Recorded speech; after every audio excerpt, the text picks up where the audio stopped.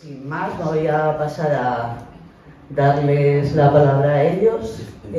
Vale, perfecto. Pues empieza Laureano con su intervención y a partir de aquí, pues que nos sigan desarrollando y poniendo ellos un poco al día de todo esto. Muchas gracias por la presentación y por el resumen, porque ya prácticamente, ya lo has dicho, lo fundamental ya lo has dicho. Yo me llamo Laureano López Rivas, efectivamente soy médico jubilado y estuve trabajando básicamente en el Hospital San Agustín de Avilés durante 38 años, pero había estado previamente en otro hospital de Galicia, en Vigo, y previamente había hecho la especialidad en Madrid. O sea que básicamente soy un médico clínico, nunca he estado en la gestión, aunque he participado en muchísimas cuestiones relacionadas con la representación, con los órganos, he estado prácticamente siempre ligado a temas en SESPA, participando de distintas cuestiones. Ahora me toca a mí tratar este tema, que es un tema interesante, complejo, y yo creo que merece la pena, vais a ver por qué yo creo que merece la pena hablar de él y por qué merece la pena estudiárselo, y sobre todo intentar mostrar a la gente hasta qué punto puede, o si se hace bien sobre todo, solucionar problemas. El objetivo de lo que yo voy a plantear es esto que veis ahí, trasladar la visión del área de salud. En Izquierda Unida existe un área de salud, no existe en la mayor parte de los partidos, aquí hace muchos años que existe, y de alguna manera cuando se plantean problemas de este tipo, vamos por los territorios, ya he estado en varios sitios, trasladando un poco las cuestiones de salud que son relativamente complejas, pero bueno, podría ser, no sé si en este momento funcionan otras áreas, pero yo creo que aquí es bastante oportuno que exista. Primer objetivo: conocer los problemas de los territorios. Es decir, yo me estoy pateando los sitios y nos sorprendería conocer las diferencias que hay tanto en la percepción de este problema como de los problemas que la gente ve y palpa, ¿no?, todos los días, ¿no? Aunque hay varias cosas comunes que vais a ver. Y luego analizar este tema concreto, la ordenación del mapa, y ver en qué medida nosotros desde el área de salud podemos orientarla hacia la solución de los problemas reales, porque esto a nivel administrativo a la gente le suena chino, salvo un aspecto que ha levantado mucha polvareda, como es la desinformación, la manipulación de la información que está ocurriendo.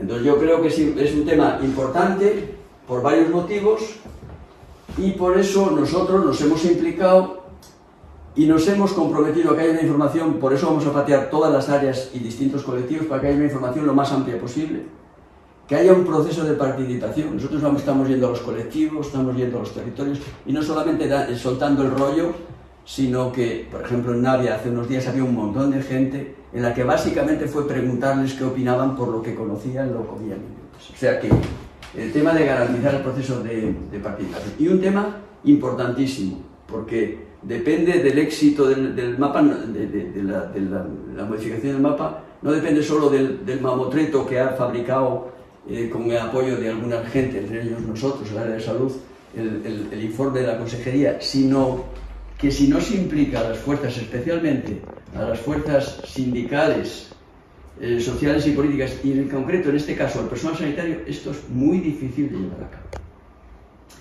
Nosotros hemos reivindicado, sobre todo ahora en un momento de crisis, el objetivo máximo que podíamos tener en este caso, aprovechando lo de la reforma de las áreas, sería mejorar las prestaciones y demostrar, porque hay una batalla ahora mismo informativa importante de que no existe un objetivo economicista y que no se van a cerrar dispositivos, que es un poco en el occidente en concreto, sistemáticamente lo que circulaba es que se iba a cerrar el hospital de Harry y demás. Y de hecho se dice explícitamente que se mantendrán los equipos directivos de los hospitales y todos los órganos de participación. Entonces, un poco eso yo creo que es un papel fundamental. Nosotros que recorremos los territorios, porque la administración lo está recorriendo también, pero es diferente cuando vas a los sitios el que lo haga, por ejemplo, un órgano, en este caso es un área de salud de un partido, pero también lo hacemos a veces en plataformas, como por ejemplo en Avilés o en otros sitios, en plataformas que hay de tipo que abordan temas de salud. Entonces yo voy a contraponer dos tipos de posturas. Uno, la postura que nosotros planteamos, que es profundizar sobre el qué y el cómo de todo esto que vais a ver ahora, pero sobre todo plantear qué está pasando ahora, con la crisis que hay de la sanidad. Una crisis profunda, tanto a nivel de atención primaria como de los hospitales, y en qué medida todo esto que estamos haciendo ahora, ver en qué medida puede mejorar. Si lo dejamos como una cuestión puramente administrativa, probablemente, bueno, tenga algunas ventajas, pero si aprovechamos todo este proceso para hacer algo más, yo creo que puede ser muy positivo. Es muy importante saber qué incluye, es decir, qué podría poner en marcha a favor este proceso y qué no, y qué debería hacerse en paralelo. Y todo ello es una visión crítica. Nosotros estamos yendo a las áreas y en concreto, aunque el modelo que vais a ver ahí es el modelo que se propone, nosotros estamos aceptando, siempre que tenga algún fundamento, los planteamientos que se hacen desde los colectivos que realmente están preocupados porque tienen problemas graves de atención y es lo que les preocupa. Por el contrario, algunas personas y sobre todo algunas organizaciones, y vais a ver algunas cosas que desmontan la posición de esas organizaciones, se difunde información claramente errónea, manipulada, diciendo que esto simplemente se hace con la intención de cargarse dispositivos, sobre todo en las salas. Y vosotros estáis en una de las salas. No abordan las causas de la crisis porque, entre otras cosas, han sido responsables, como vais a ver después de la crisis y de lo que está pasando ahora. Plantean incluso que esto es una cortina de humo y que solo tiene, lo que decíamos antes, un objetivo de ahorro económico y sin más. Entonces, a mí me parece que es importante contraponer estas dos visiones, independientemente de que nosotros sí que podamos tener visiones críticas respecto a cómo se pueda plantear o a lo que se dice que se va a mejorar simplemente con la gestión de este tema, ¿no? De este proceso. La reordenación. La propuesta de la reordenación, los que hemos participado de alguna manera, no solamente en la lectura de este documento, sino de alguna manera también en parte en la elaboración, plantea temas muy variados, desde una introducción muy amplia que pone de alguna manera en contexto la situación actual, la regulación actual y por qué nació, que es una regulación actual del mapa que tiene 40 años, y plantea un punto que es importante: ¿por qué ahora y por qué la necesidad de esto? Este es uno de los cuestionamientos que se plantea en muchos sitios que vamos. Es decir, ¿por qué? Si probablemente con las áreas que tenemos y abordando las causas de los problemas, muchos de los problemas se podrían solucionar. Esto es un cuestionamiento, es decir, ¿es realmente necesario? Estas son las primeras cuestiones. ¿Por qué? ¿Por qué es necesario? Entonces vamos a ver un poco en qué medida es necesario y cuál es el argumentario de la consejería y del documento. Se plantea un tema importante aquí en Asturias, sobre todo en las zonas periféricas por la pérdida de población, el tema de la demografía, de la pérdida de población. Y es un tema importante, vais a ver algunos datos ahí, y se plantea sobre todo en el contexto de que ahora hay una ley que se va a aprobar, que ya hay una propuesta, que plantea claros límites a cualquier alternativa que se plantee que pueda influir en el reto demográfico. Y eso afecta muchísimo a las salas, porque claramente han perdido población, algunas mucho más que esta, desde luego. El otro tema clave que se plantea en los distintos sitios que hemos estado, es verdad que por el hecho de hacer esto de las áreas automáticamente mejoran las cosas. Es un tema cuestionable en algunos aspectos que se plantea ahí. De alguna manera, ¿cómo contribuye? ¿Puede contribuir? Y yo voy a plantear algunas de las cuestiones que yo creo que sí que directamente puede influir, pero hay otras muchas cuestiones que a lo mejor al rebufo y en relación con el proceso se puede intentar tirar para adelante con cosas mucho más complicadas. Ya veréis algunas de las cuestiones. Y luego, bueno, lógicamente, si hay un cambio hay que adaptar, hay que sufrir, la gestión de todo el sistema sanitario tiene que cambiar. Y finalmente, pues se concluye con una propuesta que vais a ver ahora y que yo creo que merece la pena discutir. Entonces, la primera idea, es decir, cualquier tema que hablemos, don Ángel, si quiere usted para no quedarse mal del cuello, no digo, puede usted bajarse también. Ya te lo vi. Es que uno le dio tortícolis un día en una charla, quedó con tortícolis. Prosigan, no sé. Primer tema, esto ocurre después de 40 años. Ángel, que lo vivió, las áreas son de 1984, el mapa actual, o sea, que son 40 años. Hubo intentos anteriores, que él comentará, que lo sabe mejor que yo, de modificar el mapa sanitario. Pero lo que decíamos antes, es muy importante saber lo que se pretende hacer y cuál es la argumentación, los argumentos fundamentales de por qué es conveniente o incluso por qué es necesario. Y sobre todo, en qué medida puede contribuir a mejorar las cosas, que es lo que decíamos antes.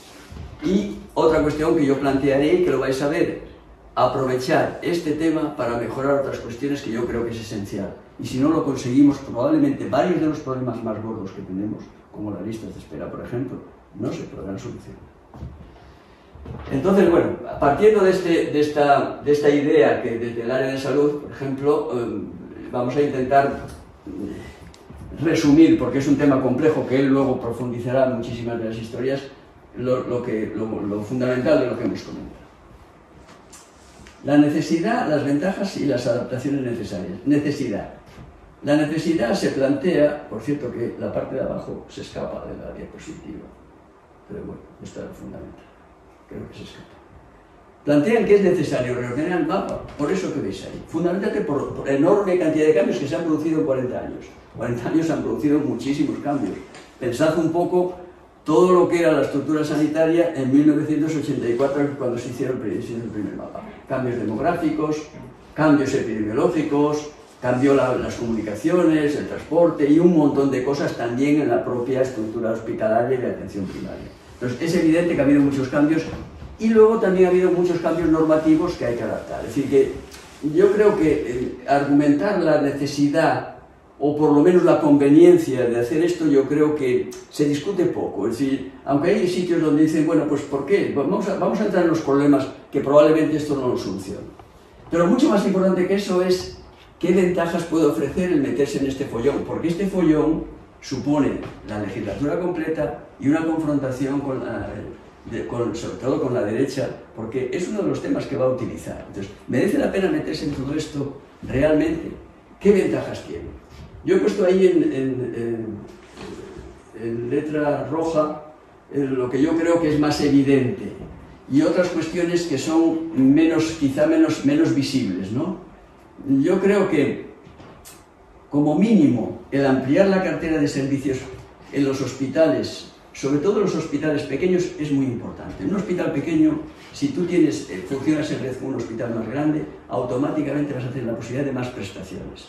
Porque lo que se pretende no es que la gente se traslade al hospital grande automáticamente, se mantiene la estructura del hospital y la estructura de los centros de salud, y lo que se pretende es que, en todo caso, servicios importantes, frecuentes, se trasladen los profesionales y atiendan al hospital pequeño. Aparte de otras muchas cuestiones que tienen que ver con el hecho de funcionar en red a nivel de un área más grande, lo que yo creo que es un tema importante. Yo creo que eso es una ventaja y que eso va a mejorar con la reforma del mapa.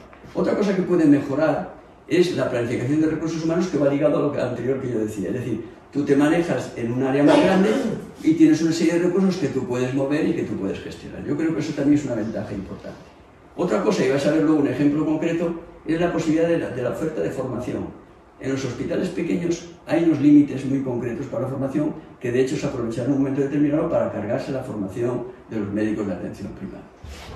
Y luego, pues yo creo que frente a la crítica fundamental que se plantea, que es que los hospitales comarcales o se van a quedar con menos prestaciones o incluso van a desaparecer, yo creo que se refuerza la red precisamente por eso, por la posibilidad, hay muchas más posibilidades de mejorar el funcionamiento del hospital y de crecer en cuanto a prestaciones en los hospitales periféricos. Entonces yo creo que eso sí que se podría decir que es muy probable que automáticamente, o no tan automáticamente, mejore, ¿no? Mejore simplemente con la reducción de 8 áreas a 3.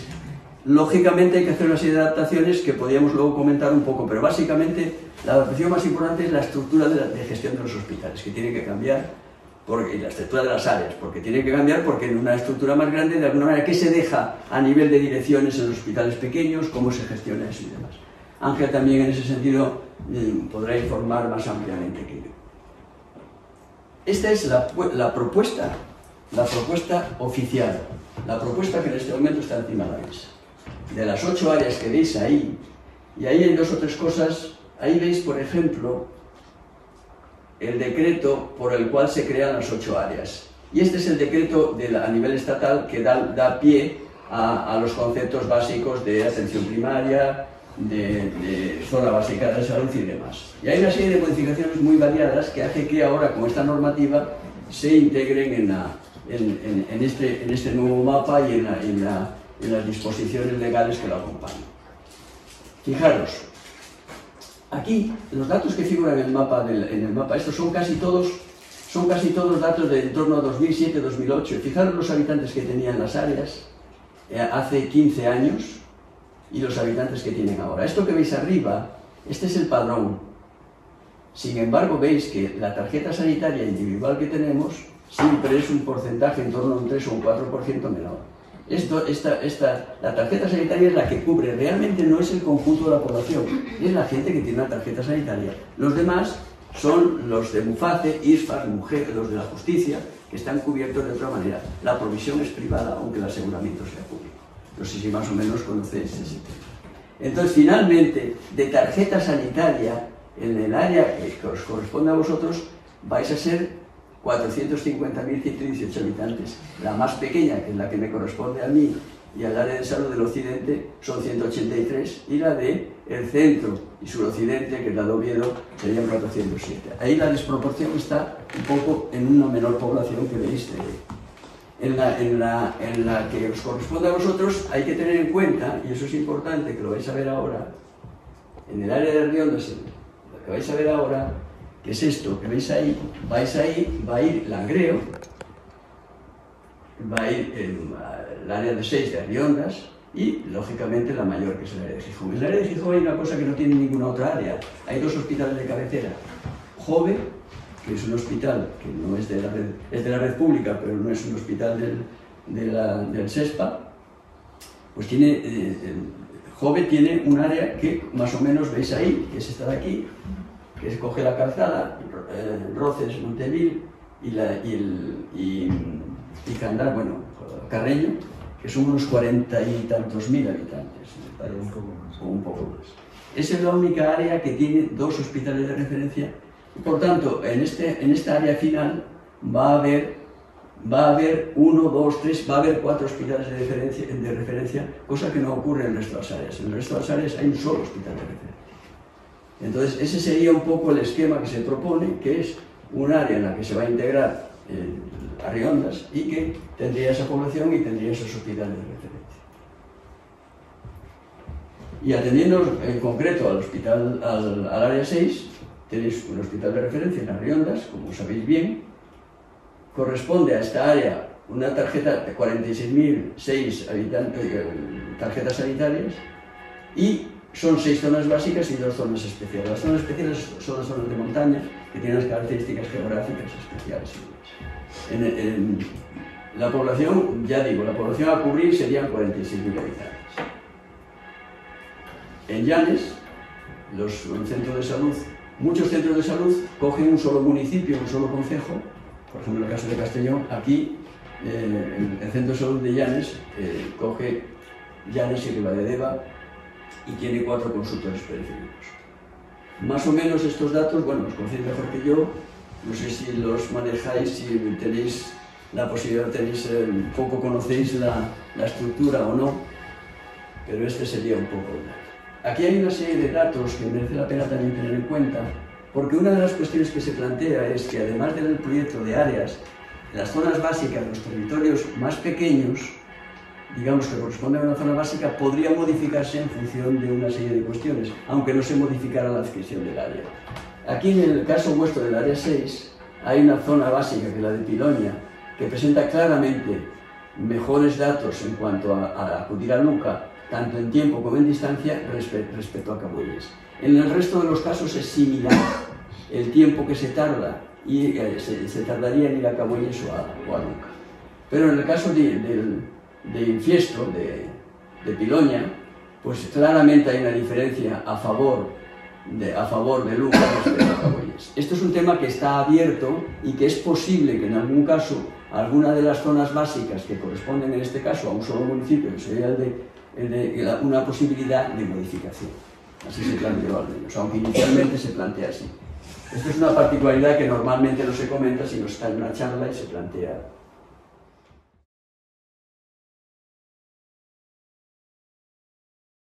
Uno de los temas que precisamente recorriendo los territorios se sale y se comenta, es decir, si no se abordan las cuestiones de transporte, bueno, Ángel luego comentará un poco cómo está el tema, que al fin y al cabo forma parte de la administración, yo estoy hablando un poco desde fuera, pero yo creo que es un tema importante, que es el tema del transporte. No ocurre solamente en Cabrales, ocurre en más sitios. ocurre en muchos más sitios, entonces yo creo que eso es un tipo de cuestiones que hay que argumentar bien y ver las posibilidades. Pero muy bien argumentado, porque claro, no eso sí, puedes tardar 4 horas sí, a un hospital, a una consulta. Claro. Sí, está claro. Pero sabes que esos kilómetros no son ficticios.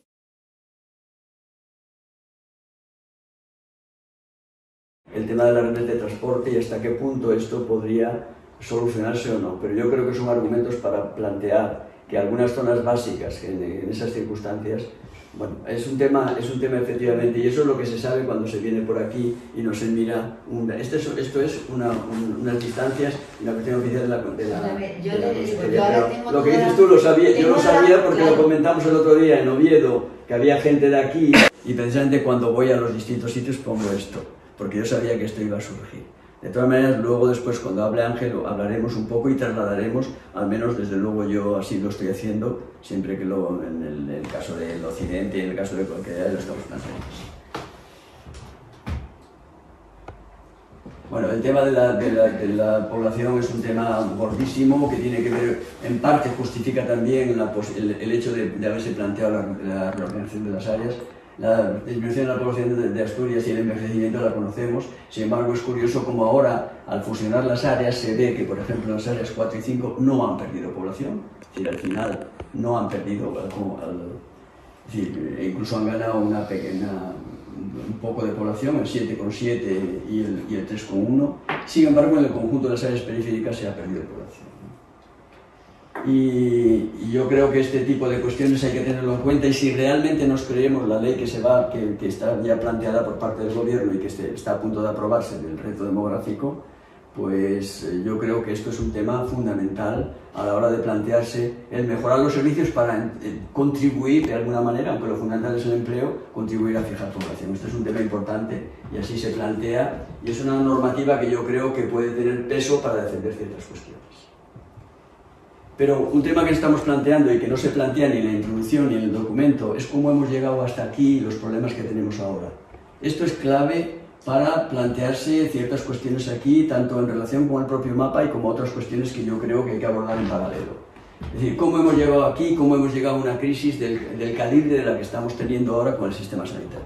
Esto es importantísimo y yo creo que eso de alguna manera pone de manifiesto algunas cosas que yo creo que la gente conviene que sepa, y sobre todo la postura de ciertos partidos que están criticando y han hecho lo que han hecho. Partimos de la Ley General de Sanidad, que fue un poco, aunque el tema de las áreas y todo esto de las zonas básicas de salud ya viene de anterior, de hecho aquí el mapa es anterior a la Ley General de Sanidad.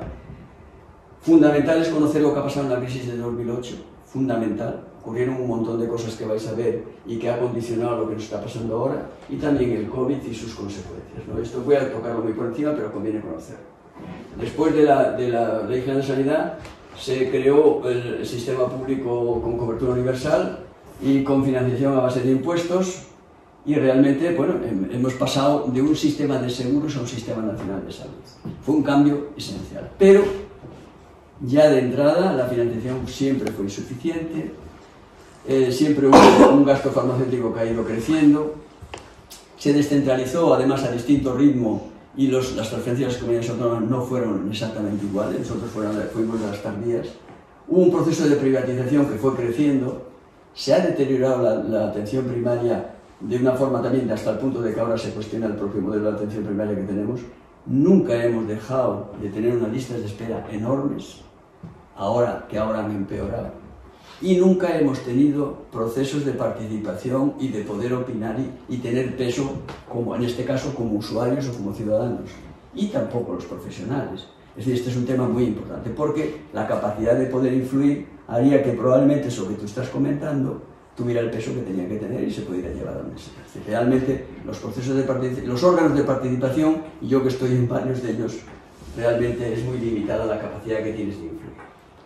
Pero claro, en la crisis se ocurrieron un montón de cosas, básicamente resumiendo la caída de la inversión en temas sanitarios, y mientras el Producto Interior Bruto crecía entre 2009 a 2018 un 8%, el gasto sanitario bajaba un 11% probablemente. Para que os hagáis una idea de a costa de que se hizo todo el proceso de austeridad y de recortes que afectaron no solamente a la sanidad, sino a los conjuntos de los servicios públicos. Esto es muy importante entenderlo porque explica bastantes cosas junto con las consecuencias de la COVID que existieron, y yo no voy a meter en ello, pero básicamente es que esto puso de manifiesto también la debilidad de nuestro propio sistema sanitario y el hecho de que tuviéramos un gasto de todo el proceso de reducción de inversión en el sector sanitario durante los años anteriores.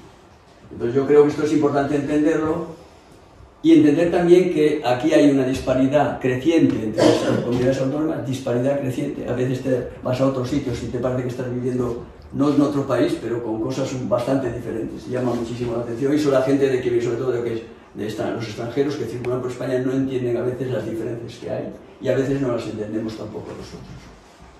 En el caso de Asturias tenemos en este momento el presupuesto por habitante más alto de España, es decir, el gasto por habitante es el más alto y el de Madrid es el más bajo. Siempre estamos entre los 3 o 4 primeros puestos en la valoración como servicio sanitario, eso también hay que contarlo, y estamos hablando de un organismo como es la Federación de Asociaciones de Defensa de la Sanidad Pública, pero realmente los problemas básicos tenemos más o menos, en menor medida, pero tenemos más o menos. Siéntese usted que volvemos a repetir el proceso. No. Adelante, no. No, vale. Sigue. Bueno, pues entonces te hacemos un resumen al final. Venga. Entonces, es muy importante situarse. Estamos en una comunidad autónoma que no es ni mucho menos de las peores, estamos en los primeros puestos, tanto en gasto por habitante como en resultados. A pesar de todo, veis los problemas que hay, sobre todo con listas de espera, la situación que hay en atención primaria y demás. Fijaros cómo es, cómo será y cómo es, de hecho, cruzar para ahí en Castilla y León, por ejemplo, que yo soy del Bierzo, yo soy un coreano del Bierzo, entonces, lo que es Castilla y León, por ejemplo, y lo que es Asturias, simplemente pasar las montañas para el otro lado. Un tema gordo es la falta de profesionales. Vamos a desenmascarar una de las cosas que yo repito cuando me voy por ahí por las áreas, que es lo que hizo el PP, con los hospitales pequeños, incluido este. En el año 2013, con esa orden presidencial, dijo: no se pueden formar médicos de primaria, ni enfermeras de primaria, ni pediatras de primaria, porque tienen que tener los hospitales 500 partos al año y 70 urgencias al día. Sabían perfectamente que todos los hospitales comarcales de España no cumplían el requisito. Se cargaron la formación en todos los hospitales. De tal manera que en Asturias dejamos de formar en 5 años 126 médicos de familia. Y se recuperó finalmente en el 2018 y en el 2019 la formación en los hospitales comarcales. Esto se recuperó también, pues hicimos nosotros una moción en el caso de Asturias, en la que curiosamente el mismo partido que había hecho eso votó a favor aquí, porque era la cosa tan evidente que aquello. Hay que tener en cuenta el decalaje que hay a la hora de formar un médico y los años que pasan. Estamos hablando, en este caso, de atención primaria, pero ocurrió también en la formación de muchas especialidades en los hospitales. Este decreto que parece decir que tú mejoras. Claro, si tú pones más requisitos, la formación es mejor, es mentira, porque todas las especialidades médicas, cuando tú y yo tenía formación en digestivo, cuando tú no tienes una parte de la formación que requieres, lo mandas a otro hospital para que cubra esa parte de formación. Lo hicieron conscientemente. Y lo hicieron conscientemente sabiendo, porque fijaros, en el año bajó a 32 el número de médicos que se podían formar en Asturias y ahora mismo tenemos 62 en formación. Es decir, se llegó a formar durante esos 5 años solo 32 médicos. Ahora mismo se forman 62. Pero no es solamente la primaria, ese es el problema, es que además encima tenemos la mala suerte por la presión, por el desprestigio de la primaria, que no se cubren todas las plazas. Es decir, entonces yo creo que eso hay que tenerlo en cuenta. Y luego incluso algunos MIR cambian de especialidad, otros se van a otras comunidades autónomas, otros trabajan en urgencias o en las mutuas o incluso en la gestión. Y realmente yo creo que esto es una de las razones de que ahora mismo vosotros en cualquier centro de salud cuando vayáis vais a estar cambiando de médico de cabecera continuamente. No hay, están a -2, -3. Uy, este es el panorama realmente, pero cuando critican todo eso y plantean lo de cierre de hospitales, hay que decirles, y eso en un debate público, yo estaba allí en la Nueva España, en Oviedo, y también en el Parlamento, precisamente le saqué los colores porque no puedes estar diciendo eso cuando tú eres responsable en parte de las deficiencias que tenemos ahora mismo.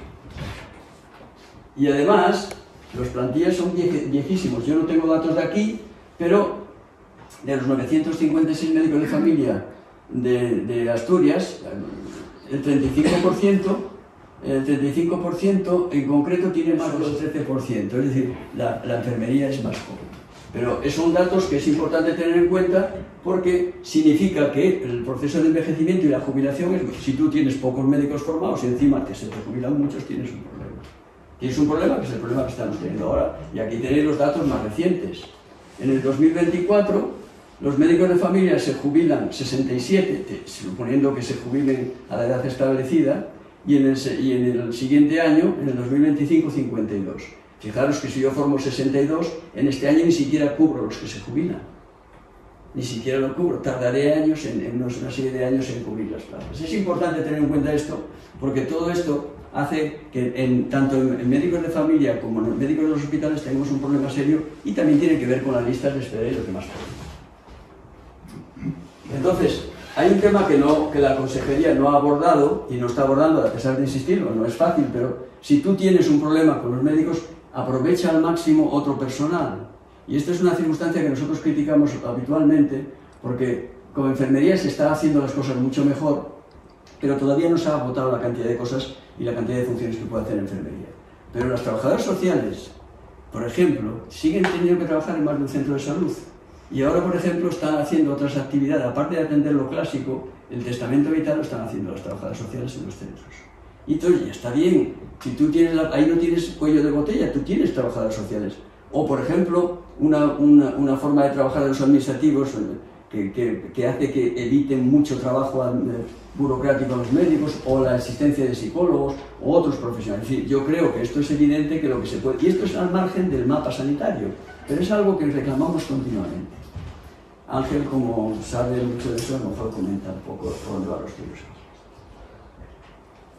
Por eso es muy importante esto que del diagnóstico. Esto ni está en el documento, ni se comenta habitualmente en los debates que hay. Es decir, es muy importante conocer todo lo que está pasando, las causas que han conducido a esto y para plantear adecuadamente las soluciones, no solamente el tema del mapa sanitario.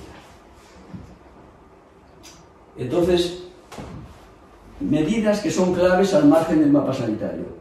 El tema de las listas de espera. Yo creo que hay cosas que se pueden hacer en tema de listas de espera y que no se están haciendo, que puede ser que al rebufo de este tema se puedan mejorar las cosas. El tema de la atención primaria es clave.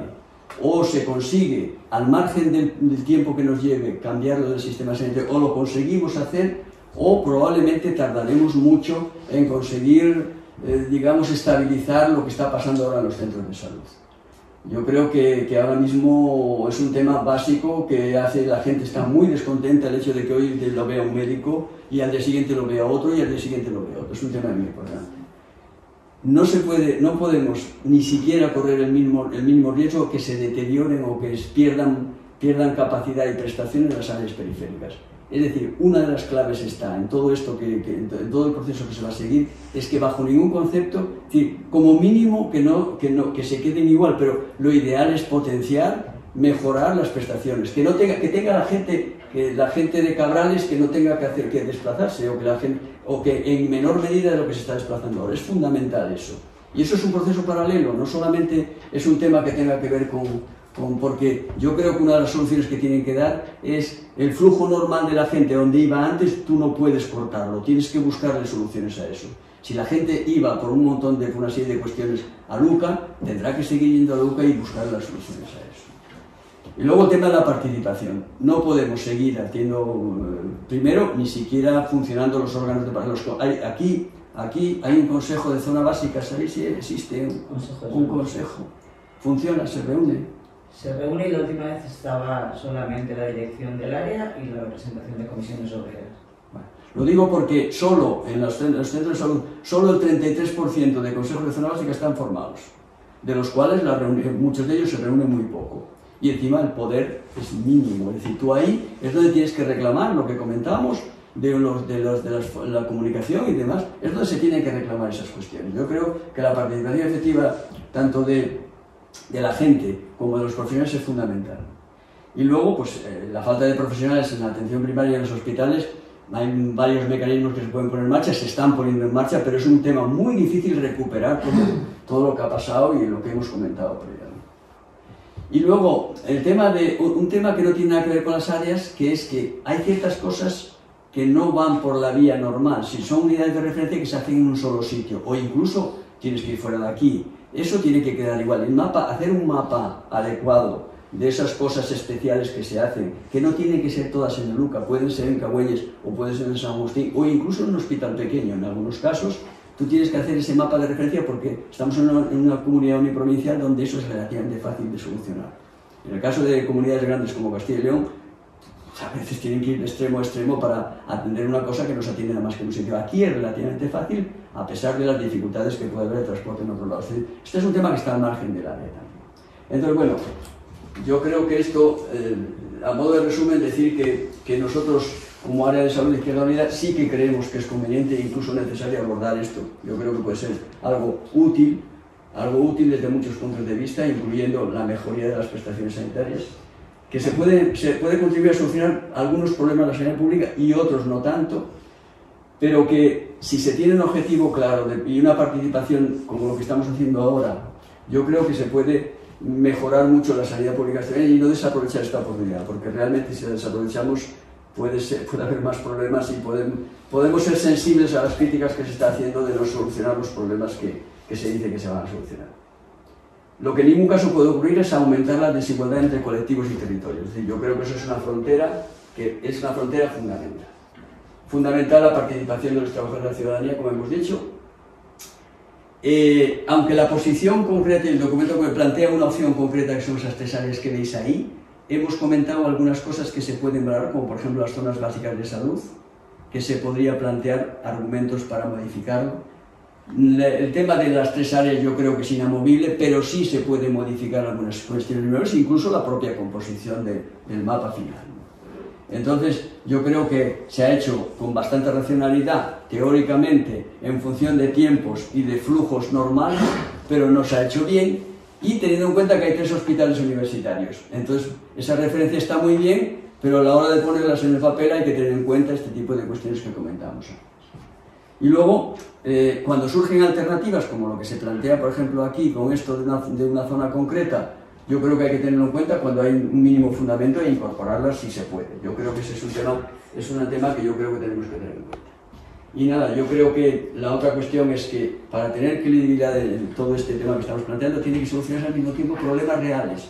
Las listas de espera, la falta teórica, porque si no, pues se va a atribuir todo al no éxito del tema.